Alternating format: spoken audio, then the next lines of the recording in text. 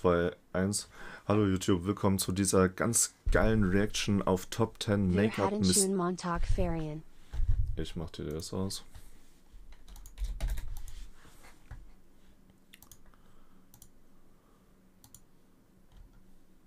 Aus und deaktivieren. So, okay. 3, 2, 1. Hallo YouTube, willkommen zu dieser geilen Reaction auf Top 10 Make-up Mistakes to Avoid. Katzen-Emoji. Ihr fragt euch jetzt sicher, okay, warum schaut er sich das an? Ich sag's euch. Das hier ist ein Social Experiment. Passt auf. Ich habe nämlich den Gedanken gehabt, dass Beauty-Videos sowie Kochvideos die besten Videos sind auf YouTube, um Geld zu machen. Das sind Facts. Okay, passt auf. Und jetzt, was passiert, wenn ich drauf reacte auf so eine Art von Video? Dann müsste ich theoretisch nach der Theorie ebenso viel Geld damit machen. Also mehr als mit jetzt zum Beispiel Minecraft Reactions. Und das hier ist das Experiment. Wir werden schauen, ob das funktioniert. Aber ihr müsst mir dabei helfen. Passt auf. Ihr müsst, auch wenn es euch absolut nicht juckt, das Video, was sie so sagt, also bestimmt eine nette Frau oder so, aber wenn es euch nicht juckt, dann schaut bitte trotzdem bis zum Ende. Also tut so, als wäre es ein geiles Video, als ob es euch interessieren würde und schaut bis zu Ende. Liked das Video, abonniert den Kanal, schreibt Kommentare, kommentiert Kommentare. Tut so, als wäre es das geilste Video, was ihr jemals gesehen habt. Und ja, wir reacten jetzt drauf und vielleicht lernen wir irgendwelche Mistakes, die wir vermeiden können. Okay. Hey guys, welcome to today's video. I am going to be sharing with you in action 10 makeup techniques, application ways you might be going wrong. These are 10 commonly made makeup mistakes, in meinem Leben falsch gemacht bis jetzt? We're going to dial right in, do one side of the face with the mistake way. Some of these things, I'm just going to go ahead and say, if you are doing this and you think it looks great, good for you. You do you. I personally don't think the mistake way is the way, but same thing when reviewing products. I have to give that little disclaimer because someone's going to be like, Tati, you know what? I like my wing eyeliner all the way up to here. 10.000 Likes auf das Video werde ich jeden Tipp von ihr anwenden. Also ich werde einen Schminkstream machen bei 10.000 Likes. Than it needed to, but yeah, doing these videos can make you kind of feel like I don't want to upset anyone. If you're using your beauty blender without wetting it and you just like it and you don't want to wash your brushes, like you do it. I'm not going to, so we're gonna dive in. Also, if you enjoy this kind of a video, let me know by thumbsing it up.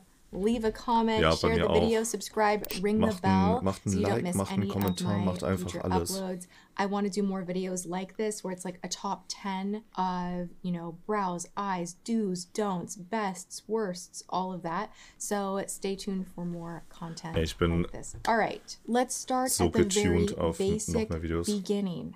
It's a very good place to start. When you're picking out your foundation, make sure that you are selecting something that is appropriate for your skin type. Now this seems like, oh my gosh, what a dumb thing to say. But we're talking about the basics. A lot of you guys message me, you're like, can you do a drugstore makeup starter kit? Can you do like a shop with me starter kit? A lot of people still, to this day, however many years in and however many beauty videos later, are selecting products that are not correct for their skin type or their desires based on reviews alone of someone saying, this is the best product ever, it's so hyped, it's so good. So a few things that you want to make sure that you are being very aware of is the kind of finish that you want your product to have, the kind of coverage you want your product to have, but the most important is what kind of skin do you have? Now, if you like a matte finish, you don't want a glowy finish. You can get there even with drier skin. Maybe you just really want that velvety finish, but you don't want glowy skin just because you have dry skin.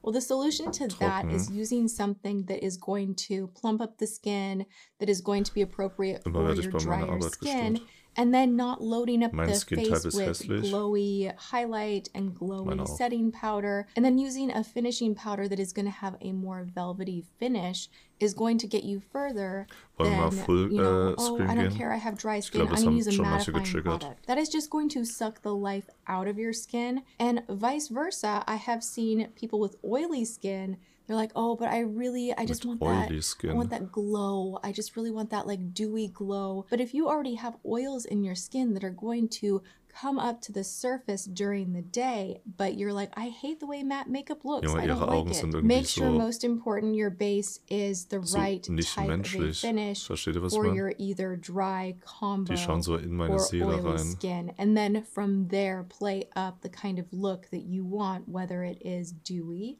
natural finish, or more mattified with the other products that you would layer on top. I always think a base is really important to work with your skin type. Don't just listen to me and my skin type. Don't just listen to everybody else hyping a product up.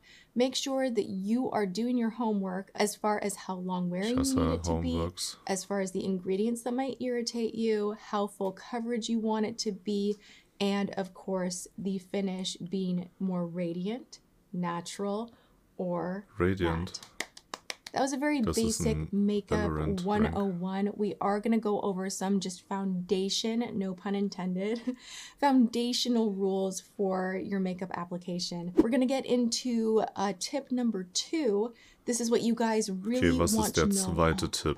We're going to get there with the liner. I know you guys have a lot of questions about winged liner and false lashes. We are going to get there, but I just want to illustrate to you all. I am going to exaggerate application just so you can get a very clear idea of what I'm talking about. Hattet ihr früher auch so eine Farbpalette für den Kunstunterricht? Bronzing contouring palette. We've got a lot of colors in here. Now I'm going to go in right here, these two, and a lot of people actually don't do this business. Bonus information within this video. Okay, there's going to be a lot of that. Let's just go with it. Okay, das habe ich noch nie jemand you definitely are going back machen here. sehen. You're doing like the perimeter. Dass man das so abschüttelt erstmal. Makeup beginners with bronzer, they want to go like right in here. Okay, like they go in and right here, and it, in my opinion, does not look good. It like muddies up the face. And then a lot of people will be like, oh, well, I just want it where the sun hits. That's what I heard, is that you're going to take your bronzer and you're just going to go right where the sun is hitting, right? The problem immer dort is anmalen, wo die Sonne hittet. Habt ihr literally making your face look muddy. Das ist wichtig, you merkt euch are das. not balancing the face out. I want to show you, even if you're not into the whole like harsh contour thing, how you can make this look much prettier. Okay, so I'm using the same colors. And now I always kind of go like this, and especially if I'm in a bun, and lift back. Immer Haare wegmachen, immer Ansatz so ein bisschen verstecken, weil das ist nicht gut, wenn das so an Haare kommt. Go down and kind of hug up back. My point with this is to avoid with your bronzer. Aber hat sie recht, das sieht besser aus als links. It is going to drag your face down. It will look muddy. It will not look as natural as if you kind of go in your contour spots.